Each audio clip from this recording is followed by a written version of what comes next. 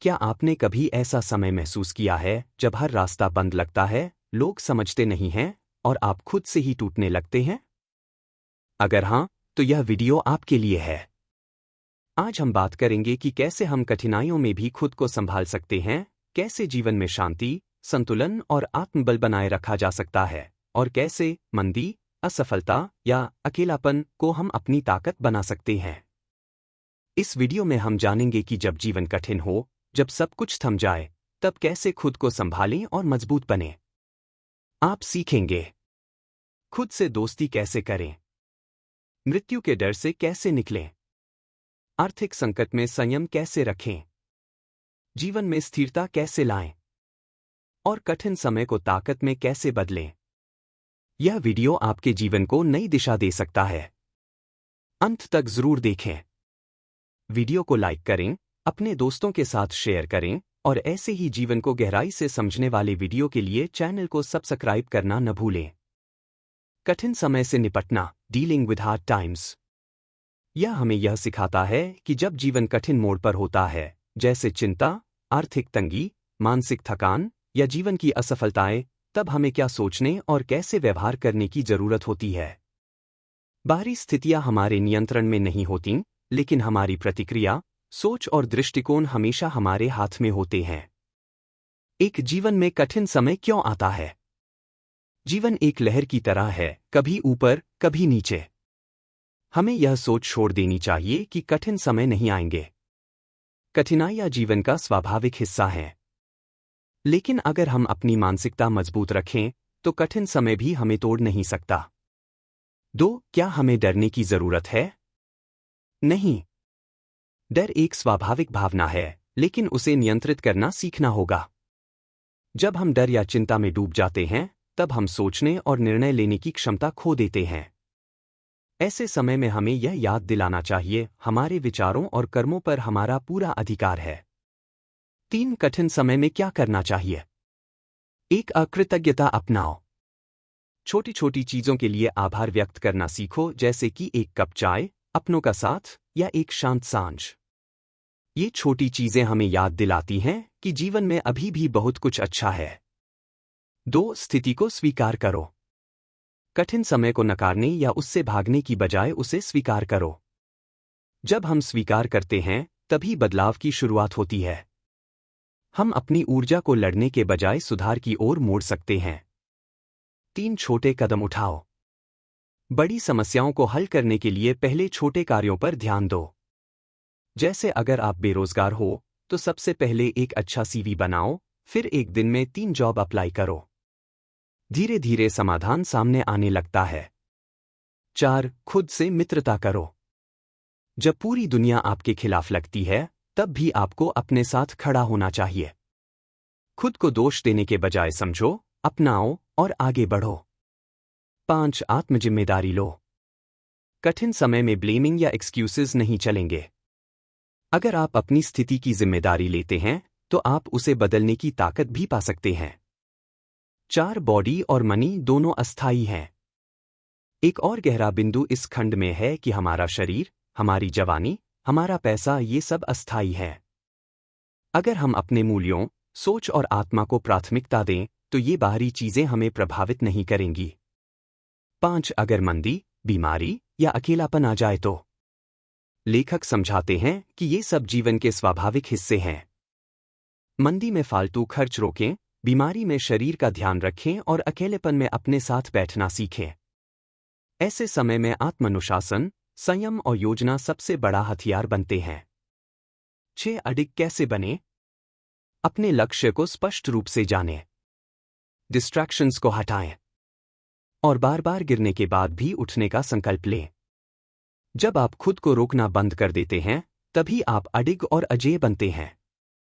Dealing with hard times हमें सिखाता है, जीवन में कष्ट आएंगे, यह सामान्य है। लेकिन आपकी प्रतिक्रिया असाधारण हो सकती है। खुद को दोष देने के बजाय समझदारी से सोचें। स्थिरता, संयम और कृतज्ञता से कठिनाई भी अवसर बन जाती है। अंततः कठिन समय हमारे व्यक्तित्व को तराशने का मौका होता है, न कि हमें तोड़ने का। चिंताजनक समय में कैसे जिएं? Living through anxious times. जब जीवन में भय, अनिश्चितता या कठिन परिस्थितियां आती हैं, जैसे आर्थिक संकट, नौकरी जाने का डर, बीमारी या किसी प्रिय व्यक्ति से दूरी, तब हमारा मन सबसे पहले चिंता और अशांति की ओर भागता है। ऐसे समय में घबराने की बजाय मन को शांत रखना और आत्मनियंत्रण बनाए रखना सबसे महत्वपूर्ण है। एक चिंता स्वाभाविक है, लेकिन समाधान नहीं। चिंता आना एक सामान्य बात है। यह हमारी स्वाभाविक प्रतिक्रिया है जब हमें लगता है कि कुछ हमारे नियंत्रण से बाहर हो रहा है। लेकिन अगर हम उस चिंता में डूबते जाते हैं, तो यह मानसिक अशांति, गलत निर्णय और थकावट का कारण बन जाती है।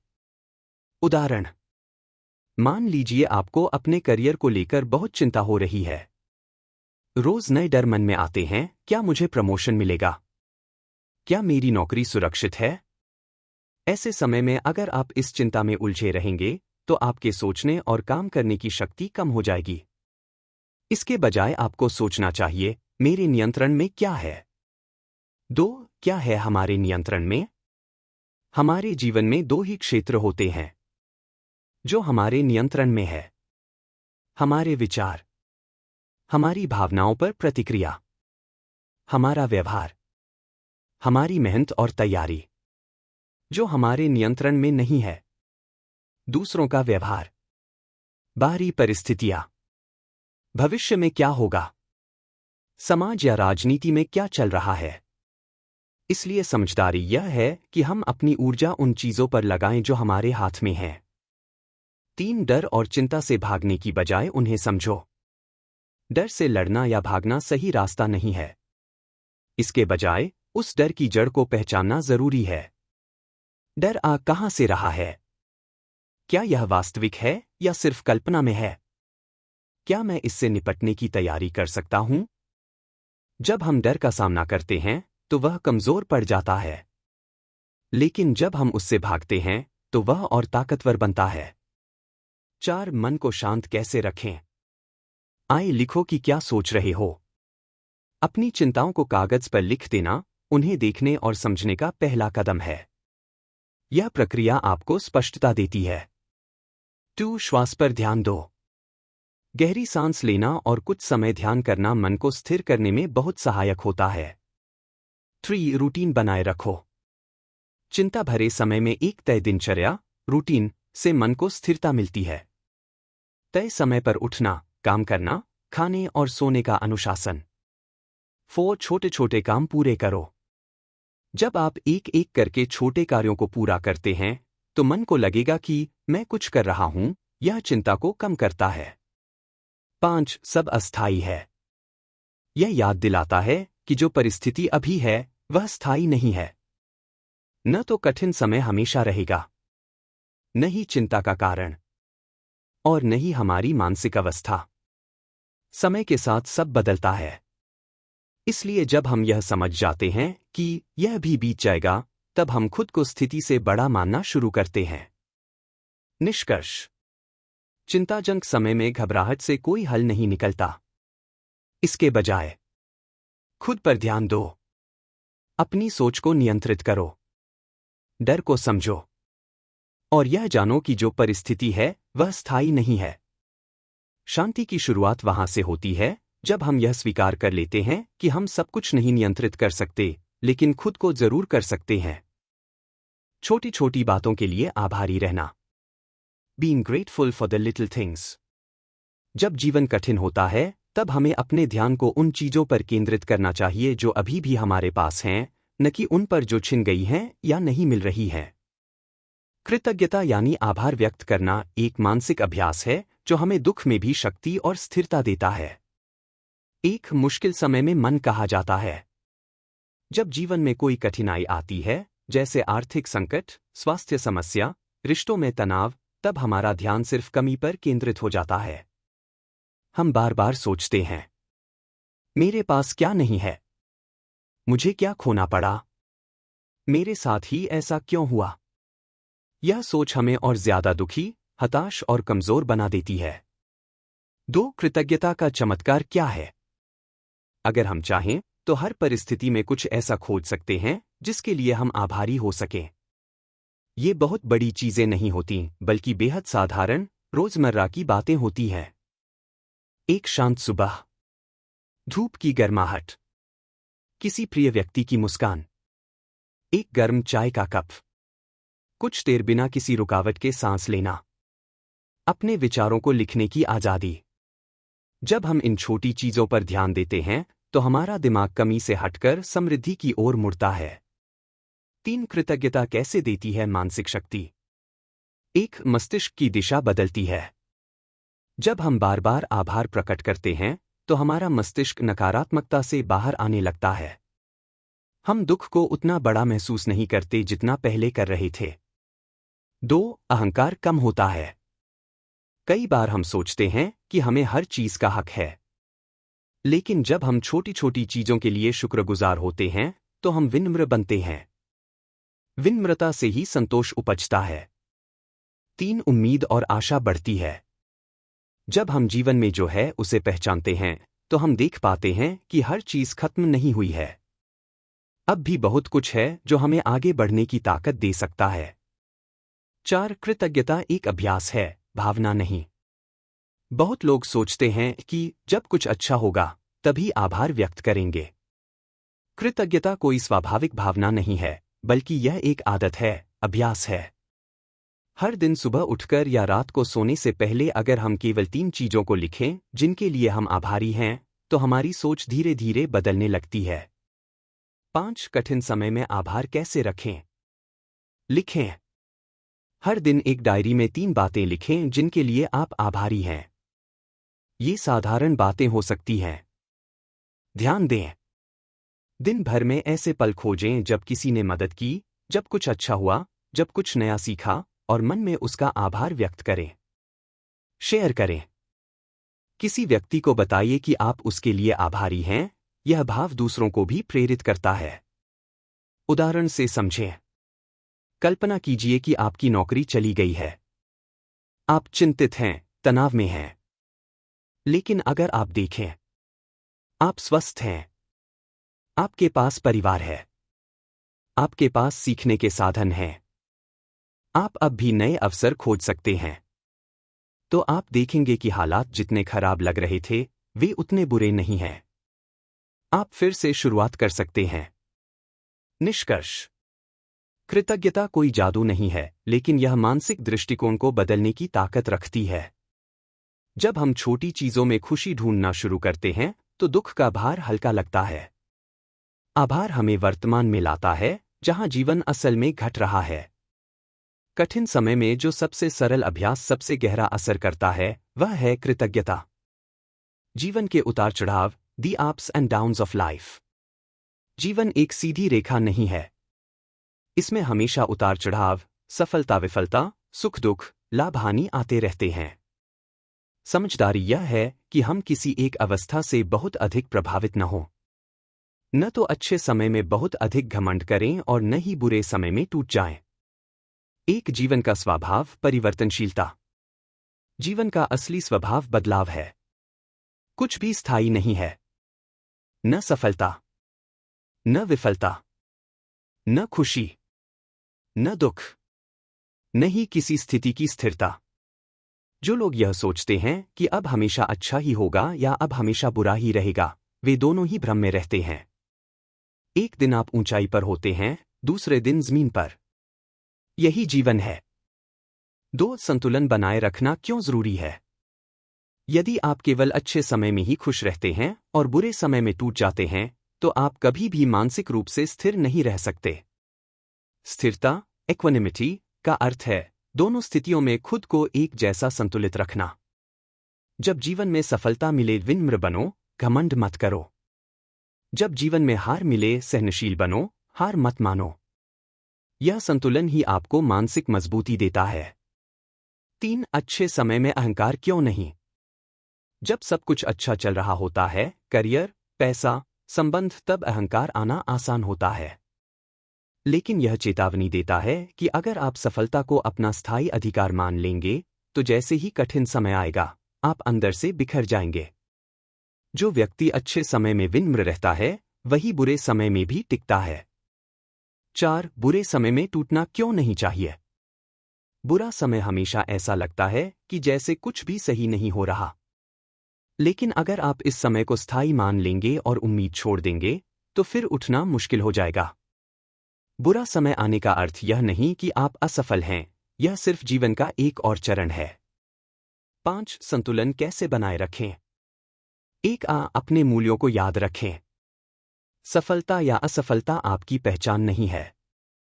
आपकी सोच, आपके मूल्य, आपका व्यवहार, यही आपकी असली पहचान है। 2. हर समय को अस्थायी माने। कोई भी स्थिति स्थायी नहीं है। जो आज है वह कल बदल जाएगा। यह दृष्टिकोण मानसिक संतुलन देता है। 3. खुद को नियंत्रित करें, परिस्थिति को नहीं।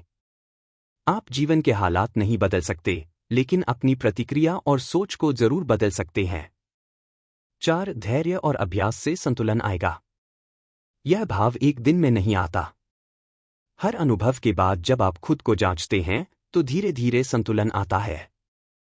6. उदाहरण से समझें। मान लीजिए आप एक नया बिजनेस शुरू करते हैं। पहले 6 महीने में जब अच्छा मुनाफा होता है, तो आप सोचते हैं कि अब कभी घाटा नहीं होगा। आप खर्च बढ़ा देते हैं। लेकिन 7वें महीने में भारी नुकसान हो जाता है। अब आप घबरा जाते हैं, खुद को कोसने लगते हैं। अगर आप पहले से यह जानते कि उतार चढ़ाव आएंगे, तो न आप घमंडी होते, न ही टूटते। निष्कर्ष: जीवन की सच्चाई यही है कि यह कभी एक जैसा नहीं रहता। उतार चढ़ाव जीवन के अभिन्न अंग हैं। अच्छे समय में नम्रता रखो, बुरे समय में धैर्य। स्थिरता और मानसिक संतुलन ही आपको सच्चे अर्थों में मजबूत बनाते हैं। जो व्यक्ति अपने भीतर स्थिर है, उसे कोई बाहरी तूफान डिगा नहीं सकता। फंसे हुए जीवन से बाहर निकलना, गेटिंग अनस्टक, एक बहुत ही आम लेकिन अनदेखी स्थिति की ओर ध्यान दिलाते हैं, जब हमें लगे कि हम जीवन में फंस गए हैं। न कोई उत्साह बचा है, न लक्ष्य स्पष्ट हैं, और न ही कोई दिशा दिख रही है। ऐसे समय में हमें नई सोच अपनाने, छोटे कदम उठाने और सबसे पहले आत्मनिरीक्षण करने की सलाह देते हैं। 1. फंसा हुआ जीवन क्या होता है? यह वह स्थिति होती है जब हमें अपने काम में कोई रुचि नहीं रह जाती।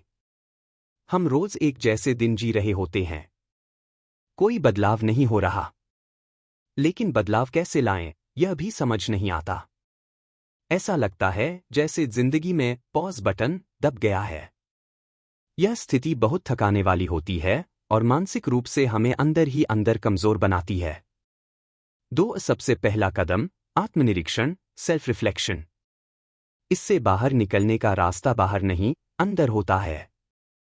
हमें खुद से कुछ गहरे सवाल पूछने चाहिए। मैं सच में क्या चाहता हूं? मैं हर दिन क्यों कर रहा हूं जो मैं कर रहा हूं? क्या मेरा वर्तमान मेरी जरूरतों और मूल्यों के अनुरूप है? जब हम इन सवालों के जवाब ईमानदारी से खोजते हैं, तो हमारी स्थिति थोड़ी स्पष्ट होने लगती है। 3. नई दिशा तय करना, लेकिन धीरे। अगर आपको समझ में आ गया कि आप कहाँ फंसे हुए हैं, तो अगला कदम है छोटे लक्ष्य बनाना और छोटे छोटे कदम उठाना। कोई भी बड़ा बदलाव अचानक नहीं होता। यह छोटे, लगातार उठाए गए कदमों से आता है। उदाहरण: अगर आप करियर में फंसे हुए हैं, तो एक नया स्किल सीखना शुरू करें। अगर जीवन बहुत बोरिंग लग रहा है, तो रोज कुछ नया करने का नियम बनाएं। अगर संबंधों में घुटन महसूस हो रही है, तो खुलकर संवाद करना शुरू करें। 4. एक नई सोच अपनाएं। जब तक आप पुरानी सोच में फंसे रहेंगे, तब तक आपकी परिस्थिति नहीं बदलेगी। अगर आप वही सोचते रहेंगे जो अब तक सोचते आए हैं, तो आप वहीं रहेंगे जहां अब तक हैं। इसलिए बदलाव की शुरुआत सोच को अपडेट करने से होती है। नई किताबें पढ़िए, नए लोगों से मिलिए, नए अनुभवों के लिए खुद को खुला रखिए। 5. डर और निष्क्रियता से बाहर आना। बहुत बार हम इसलिए फंसे रहते हैं क्योंकि हम डरते हैं। अगर मैं बदलाव लाया और असफल हुआ तो लोग क्या कहेंगे? क्या मैं कर भी पाऊंगा? डर को पार करने का एक ही तरीका है, कार्रवाई करना। जैसे ही आप पहला छोटा कदम उठाते हैं, आत्मविश्वास बढ़ता है और डर कमजोर पड़ता है। 6. अपने जीवन के नियंत्रण को वापस लेना। फंसे हुए जीवन की सबसे बड़ी निशानी होती है मेरे पास कोई विकल्प नहीं है जैसी सोच। लेकिन सच्चाई यह है कि हमेशा विकल्प होते हैं। अगर आप सोचते हैं कि आप फंसे हैं, तो शायद आपने बहुत देर से चलना बंद कर दिया है। फिर से चलना शुरू करें। व्यावहारिक सुझाव। एक डेली रूटीन बदलें। रोज के कामों में थोड़ा बदलाव लाइए, नई जगह बैठिए, नई चीजें सीखिए, कुछ नया ट्राई कीजिए। 2. माइक्रो गोल्स बनाएं। हर सप्ताह एक छोटा लक्ष्य बनाएं और उसे पूरा करें, इससे मन में गति बनी रहती है। 3. अपने जीवन का नक्शा दोबारा बनाएं। अपना लक्ष्य, प्राथमिकताएं और समय का उपयोग एक कागज पर लिखिए और देखें क्या सही चल रहा है और क्या बदलने की जरूरत है। निष्कर्ष। फंसे हुए जीवन से बाहर निकलने का रास्ता भीतर से शुरू होता है। पहले खुद को समझो, फिर धीरे धीरे छोटे कदम उठाओ। नई सोच और दृष्टिकोण अपनाओ। डर से लड़ो, निष्क्रियता को तोड़ो और खुद को यह याद दिलाओ, तुम्हारे पास विकल्प हैं। जो व्यक्ति अपनी स्थिति स्वीकार करता है और बदलाव के लिए पहला कदम उठाता है, वही धीरे धीरे रास्ता बना लेता है। अडिग बनना सीखो, बिकमिंग अनस्टॉपेबल। असली ताकत बाहर से नहीं, अंदर से आती है। अगर आप मानसिक रूप से मजबूत, भावनात्मक रूप से स्थिर और अपने जीवन के उद्देश्य को लेकर स्पष्ट हैं, तो दुनिया की कोई भी मुश्किल आपको रोक नहीं सकती। इसका उद्देश्य है आपके भीतर वह स्थायित्व और दृढ़ता जगाना, जिससे आप किसी भी हालात में टिके रहें। 1. अडिग का अर्थ क्या है? अडिग व्यक्ति वह होता है जो बार बार गिरने के बावजूद उठता है, जिसे आलोचना, विफलता या असफल रिश्ते कमजोर नहीं करते, जो अपने रास्ते पर डटा रहता है, भले ही बाकी सब उसका साथ छोड़ दें।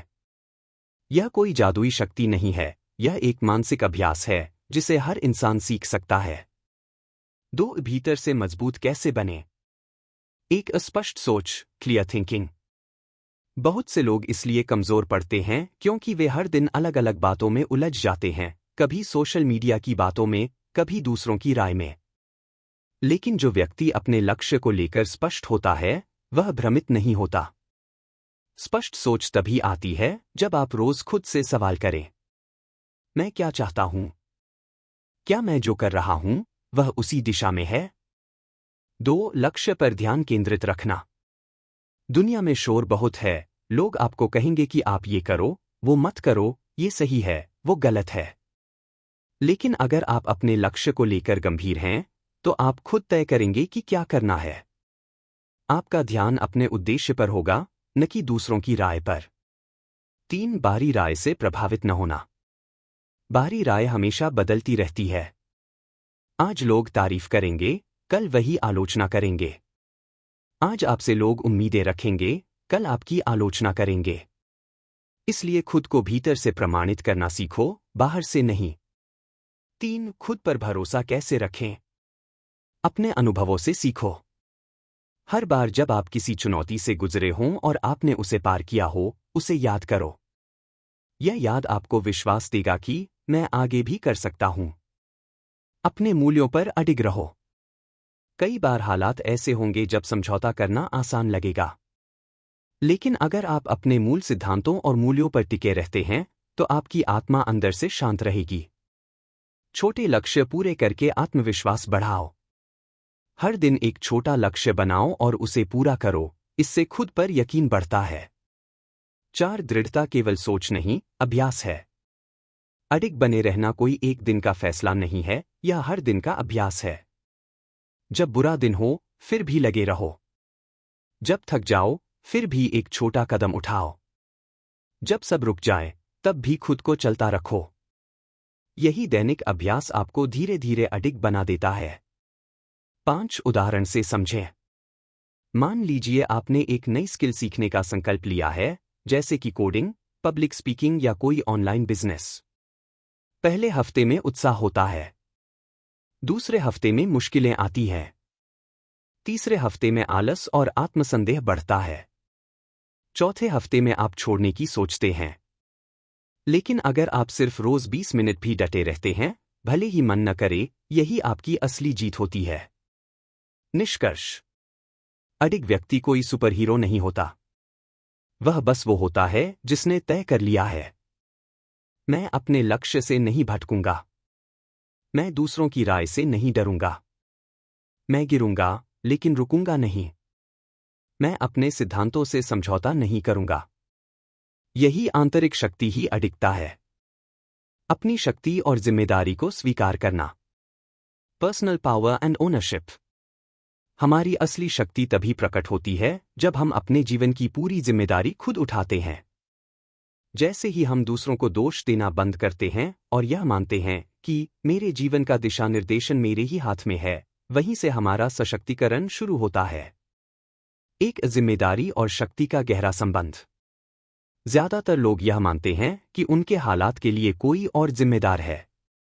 मेरे माता पिता, मेरा बॉस, मेरी शिक्षा, मेरी किस्मत, समाज या व्यवस्था।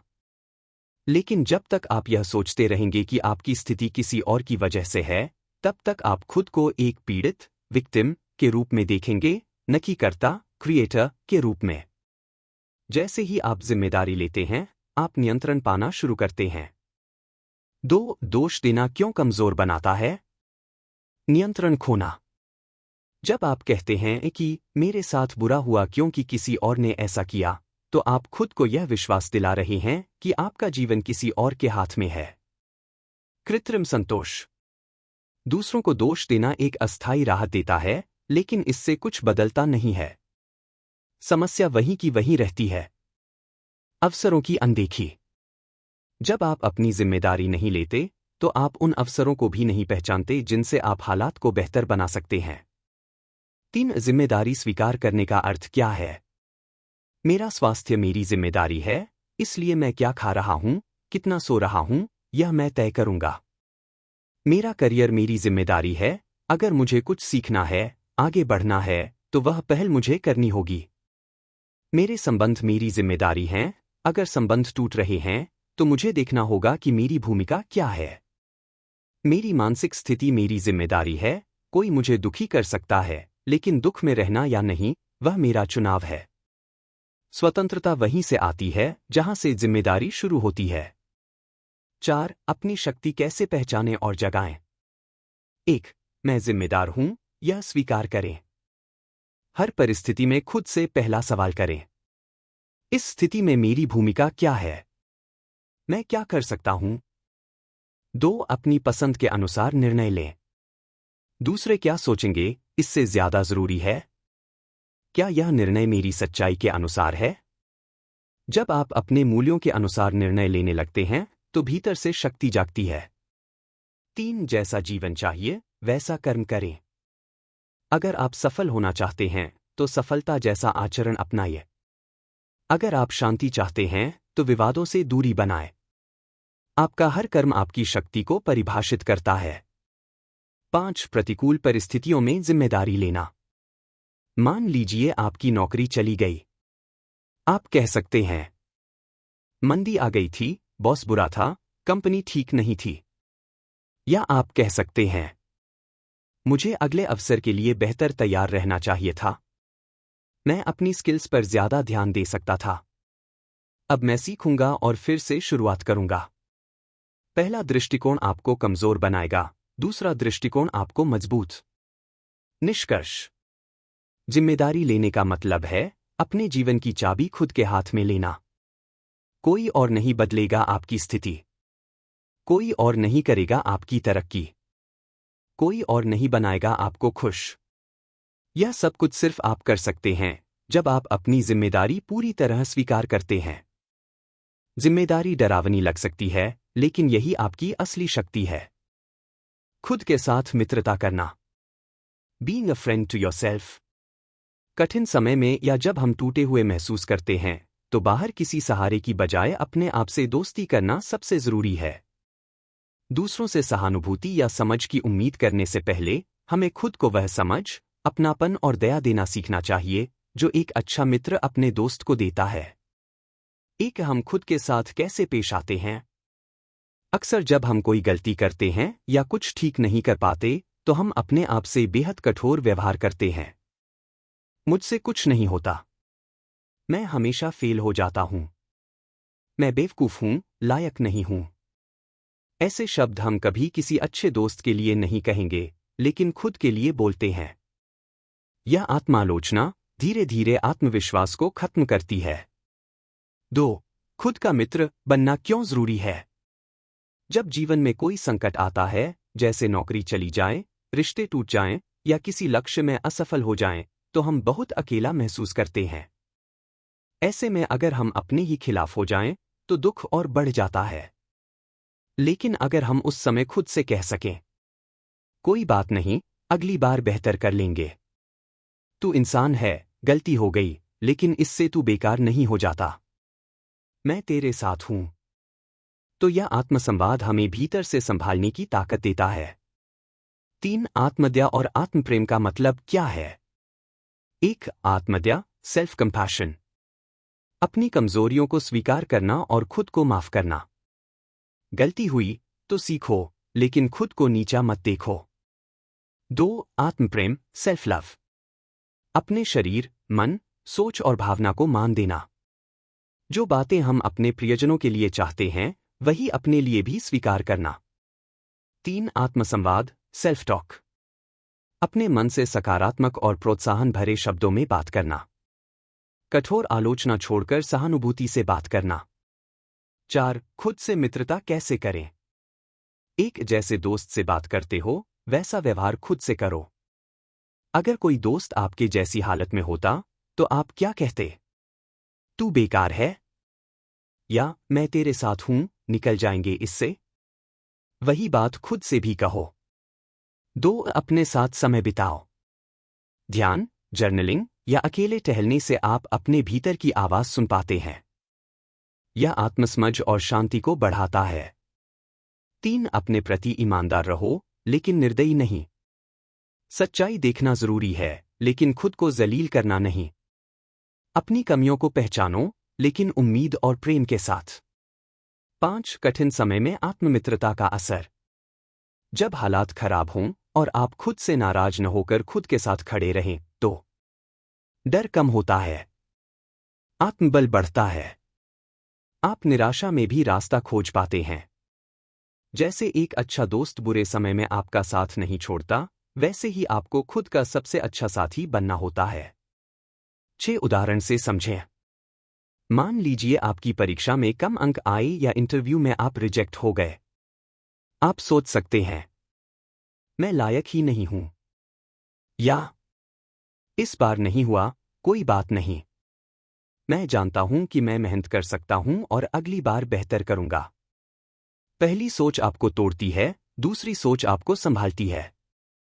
निष्कर्ष: अपने आप से मित्रता करना जीवन का सबसे महत्वपूर्ण संबंध है। खुद को समझो, अपनी भावनाओं को स्वीकार करो, अपनी गलतियों को माफ करो, और खुद को उतना ही सम्मान दो जितना किसी प्रिय को देते हो। जब तुम अपने सबसे कठिन समय में खुद के साथ खड़े रह सकते हो, तब तुम जीवन में अडिग बन जाते हो। मंदी या आर्थिक संकट में शांत रहना। स्टेइंग काम इन अ रिसेशन। आर्थिक मंदी या वित्तीय संकट के समय घबराना नहीं, बल्कि मानसिक स्थिरता और विवेकपूर्ण निर्णय लेना ही हमारी सबसे बड़ी ताकत होती है। बाजार, नौकरी, आय या निवेश की गिरावट भले ही अस्थायी हो, लेकिन अगर हमारी सोच स्थिर हो, तो हम हर संकट को संभाल सकते हैं। एक संकट का पहला प्रभाव डर। जब मंदी आती है या कोई आर्थिक संकट पैदा होता है, जैसे नौकरी खोना, व्यापार में नुकसान होना या शेयर बाजार गिरना, तो सबसे पहले जो चीज पैदा होती है, वह है डर और अनिश्चितता। अब क्या होगा? कैसे खर्च चलाऊंगा? भविष्य सुरक्षित नहीं है। यह डर स्वाभाविक है, लेकिन अगर हम इसे नियंत्रण में न रखें, तो यह हमें गलत निर्णय लेने पर मजबूर कर देता है। 2. घबराहट से नुकसान बढ़ता है। अक्सर लोग डर की वजह से बिना सोच विचार के निवेश बेच देते हैं, जरूरत की चीजों पर भी खर्च बंद कर देते हैं, मानसिक तनाव में आकर गलत निर्णय ले बैठते हैं। घबराहट से संकट नहीं हल होता, वह केवल उसे और गहरा बनाता है। 3. ऐसे समय में सबसे जरूरी है मानसिक स्थिरता। मंदी या आर्थिक कठिनाई में सबसे मजबूत मुद्रा होती है शांति, समझदारी और दीर्घकालिक सोच। अगर मन स्थिर है तो निर्णय सही होंगे। अगर सोच स्पष्ट है तो योजना बनाना आसान होगा। अगर धैर्य है तो हम समय का इंतजार कर सकते हैं। 4 व्यवहारिक कदम जो इसमें सुझाए गए हैं। 1. खर्चों पर नजर डालो। सबसे पहले जरूरी और अनावश्यक खर्चों को अलग करो। जो चीजें फिजूल हैं, जैसे महंगे सब्सक्रिप्शन, दिखावे के खर्च, उन्हें रोक दो। मूलभूत जरूरतों पर ध्यान केंद्रित करो, भोजन, स्वास्थ्य, आवास, शिक्षा। 2. आपातकालीन कोष की योजना बनाओ। अगर आपके पास थोड़ी भी आय है तो उसमें से थोड़ा हिस्सा बचाने की आदत डालो। भले ही वह छोटी राशि हो, लेकिन यह संकट के समय में बहुत मदद करेगी। 3. नई कमाई के विकल्प पर सोचो। कौन सी स्किल्स हैं जो आप अभी सीख सकते हैं? क्या आप फ्रीलांसिंग, पार्ट टाइम या ऑनलाइन कोई काम शुरू कर सकते हैं? क्या कोई ऐसा हुनर है जिससे आप आय का नया स्रोत बना सकते हैं? 4. दीर्घकालिक सोच रखो। यह समय बीत जाएगा, लेकिन अगर आप आज सही निर्णय लेंगे तो जब समय बदलेगा आप मजबूत होकर निकलेंगे। 5. उदाहरण से समझें। मान लीजिए मंदी के चलते आपकी सैलरी आधी कर दी गई है। अब 2 रास्ते हैं। पहला रास्ता, घबराना, कर्ज लेना, भविष्य को लेकर निराश होना, दूसरों को दोष देना। दूसरा रास्ता, खर्चों की सूची बनाना, अनावश्यक चीजों को रोकना, नई स्किल सीखना, छोटे कामों से कमाई शुरू करना, भविष्य की प्लानिंग करना। पहला रास्ता आपको कमजोर बनाएगा, दूसरा रास्ता आपको मजबूत बनाएगा। 6. क्या यह समय भी बीत जाएगा? इतिहास में हर आर्थिक मंदी के बाद सुधार आया है। हर गिरावट के बाद उछाल आया है। लेकिन फर्क सिर्फ इतना है कि जो लोग उस समय धैर्य, समझदारी और योजना के साथ टिके रहते हैं, वही उस सुधार का लाभ भी उठा पाते हैं। निष्कर्ष। मंदी या आर्थिक संकट से बचना आपके हाथ में नहीं है, लेकिन उससे कैसे निपटना है, यह पूरी तरह आपके हाथ में है। मानसिक स्थिरता बनाए रखें। खर्चों को समझदारी से प्रबंधित करें। डर की बजाय योजना पर ध्यान दें। दीर्घकालिक सोच अपनाएं। खुद पर भरोसा रखें। आर्थिक मंदी आती है और जाती है, लेकिन जो व्यक्ति अपने भीतर स्थिर होता है, वही उसमें डटे रहकर जीतता है। शरीर की नश्वरता को समझना। The impermanent nature of your body. हमारा शरीर नश्वर है, एक दिन यह समाप्त हो जाएगा। लेकिन यही सच्चाई, अगर हम समझदारी से स्वीकार करें, तो हमें जीवन को और अधिक अर्थपूर्ण, शांत और जागरूक तरीके से जीने के लिए प्रेरित करती है। यह हमें आंतरिक विकास, आत्मा की खोज और श्रेष्ठ आचरण पर ध्यान केंद्रित करने की सीख देता है। एक शरीर की नश्वरता को समझना क्यों जरूरी है? आज का समाज युवावस्था, सुंदरता और शरीर की मजबूती को लेकर बहुत केंद्रित है। हम अक्सर इस भ्रम में रहते हैं कि हमारा शरीर हमेशा ऐसा ही रहेगा। लेकिन सच्चाई यह है कि शरीर एक दिन बूढ़ा होगा, बीमार हो सकता है और अंततः मिट जाएगा। जो इस सच्चाई को नकारता है, वह मृत्यु से डरता है। लेकिन जो इसे स्वीकार करता है, वह जीवन को गहराई से जीता है। 2. शरीर अस्थायी है, पर सोच और चरित्र स्थायी हो सकते हैं। हमारा आचरण, हमारे विचार और हमारी अच्छाई ही वह चीजें हैं जो हमें एक व्यक्ति के रूप में यादगार बनाती हैं। शरीर मिट जाता है, लेकिन किसी का प्रेम, करुणा, ईमानदारी, सीख और योगदान लोगों के जीवन में लंबे समय तक रहता है। इसलिए जीवन का मूल्य शरीर से नहीं, व्यक्तित्व और आत्मा के विकास से तय होता है। 3. मृत्यु का भय कैसे कम होता है? जब हम हर दिन मृत्यु से भागते हैं तो डर बढ़ता है। लेकिन जब हम यह स्वीकार कर लेते हैं कि हाँ, एक दिन मैं भी मरूंगा, यह शरीर सीमित है, मेरे पास जो समय है वह कीमती है, तो हम जीवन को बर्बाद नहीं करते, बल्कि उसे सजगता से जीने लगते हैं। परिणाम। हर दिन को महत्व देना, हर रिश्ते को सम्मान देना, हर निर्णय को सोच समझकर लेना, छोटे छोटे पलों में आनंद ढूंढना। 4. वर्तमान में जीने की प्रेरणा। जब हम शरीर की नश्वरता को स्वीकार करते हैं, तो हम भविष्य की चिंता और भूतकाल की पकड़ से मुक्त हो सकते हैं। मुझे अभी क्या करना है? कैसे मैं आज बेहतर बन सकता हूं? मैं किसे आज क्षमा कर सकता हूं? ये सवाल तभी उठते हैं जब हम जानते हैं कि समय सीमित है। 5. क्या इसका मतलब है कि शरीर की देखभाल न करें? बिल्कुल नहीं। शरीर को नजरअंदाज करो, बल्कि यह समझो कि शरीर की देखभाल करो, लेकिन उसके प्रति मोह मत पालो। स्वास्थ्य जरूरी है, लेकिन सौंदर्य की होड़ निरर्थक है। शरीर साधन है, साध्य नहीं। जैसे कोई वाहन जरूरी है चलने के लिए, लेकिन आप वाहन को ही अपनी पहचान नहीं मानते। 6. प्रेरणादायक उदाहरण से समझें। एक बूढ़ा व्यक्ति जो जीवन भर सादगी, करुणा और सेवा में लगा रहा, उसकी काया भले ही मिट गई हो, लेकिन उसका प्रभाव उसके परिवार में, उसके द्वारा की गई मदद में, उसकी सिखाई हुई बातों में आज भी जीवित रहता है। यही है आत्मा की अमरता और चरित्र की स्थायित्व। निष्कर्ष: हमारा शरीर नश्वर है, यह स्वीकार करना कोई दुखद बात नहीं है, बल्कि यह सबसे जागरूक करने वाली बात है। यह हमें जीवन की महत्ता सिखाता है। यह हमें क्षणों को गहराई से जीने के लिए प्रेरित करता है। यह हमें अपने आचरण, विचार और संबंधों को संवारने की प्रेरणा देता है। जब तुम जान जाते हो कि सब कुछ अस्थायी है, तभी तुम वास्तव में जीना शुरू करते हो। अंतिम निष्कर्ष, फाइनल कंक्लूजन।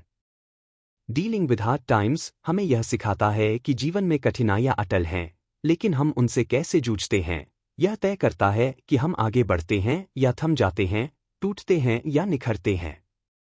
इनके माध्यम से यह नहीं कहते कि कठिनाई से बचा जा सकता है, बल्कि यह बताते हैं कि कठिन समय को समझदारी से जिया और पार किया जा सकता है। एक कठिनाइयां जीवन का स्वाभाविक हिस्सा है। हर किसी के जीवन में संघर्ष, नुकसान, असफलता, आर्थिक संकट या अकेलापन आता है। कोई इससे अछूता नहीं है, लेकिन फर्क सिर्फ इतना है कि कोई टूट जाता है और कोई सीखकर और मजबूत बन जाता है। मुश्किलें स्थायी नहीं होतीं, लेकिन हमारा रवैया उन्हें स्थायी बना सकता है। 2. जीवन में स्थिरता सबसे बड़ी ताकत। इनमें बार बार यह बात सामने आती है कि जब हालात अस्थिर हों, जैसे मंदी, भावनात्मक संकट या असफलता, तब सबसे महत्वपूर्ण है मन की स्थिरता और सोच की स्पष्टता। स्थिर मन वाला व्यक्ति तूफानों में भी दिशा नहीं खोता। 3. आंतरिक शक्ति को पहचानो और जगाओ। हम में से हर एक के अंदर कठिनाइयों से उबरने की शक्ति है, लेकिन जब तक हम खुद पर विश्वास नहीं करते, जब तक हम अपने मन से भागते रहते हैं, तब तक वह शक्ति बाहर नहीं आती। आप अडिग बन सकते हैं। आप फिर से शुरुआत कर सकते हैं। आप भीतर से मजबूत हो सकते हैं, लेकिन इसके लिए जिम्मेदारी, प्रयास और आत्मस्वीकृति की जरूरत है। 4. कृतज्ञता, हर तूफान में एक दीपक। अगर हम छोटी चीजों में सुख ढूंढना सीख लें, तो बड़े दुख भी कमजोर पड़ने लगते हैं। एक शांत सुबह, किसी का साथ, ताजी हवा, अपने साथ बिताया शांत समय, ये चीजें हमें उस समय भी खड़ा रखती हैं जब सब कुछ डगमगा रहा होता है। 5. आत्मस्वीकृति और आत्ममित्रता की भूमिका। जब हम खुद से नाराज रहते हैं, खुद को दोष देते हैं, तब मुश्किल समय और भी भारी लगने लगता है। लेकिन जब हम अपने साथ दोस्त की तरह पेश आते हैं, समझते हैं, माफ करते हैं, स्वीकार करते हैं, तब हम खुद को भीतर से मजबूत करते हैं। जैसे एक अच्छा दोस्त आपका हाथ थामे रखता है, वैसे ही खुद के साथ खड़े रहना सीखना होगा। 6. मृत्यु और नश्वरता की स्वीकृति गहराई से जीने की चाबी। जीवन की सबसे बड़ी सच्चाई है कि हमारा शरीर अस्थायी है, लेकिन इसका भय नहीं करना है, बल्कि उसे अपनाना है, क्योंकि यही सच्चाई हमें आज को पूर्णता से जीने की प्रेरणा देती है। समापन।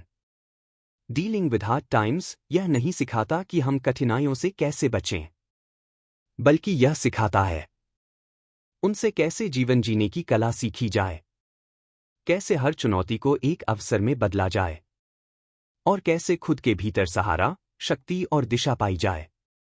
दुनिया बदल सकती है, हालात बिगड़ सकते हैं, लेकिन अगर आप खुद के साथ स्थिर हैं, तो आप कभी नहीं हारेंगे।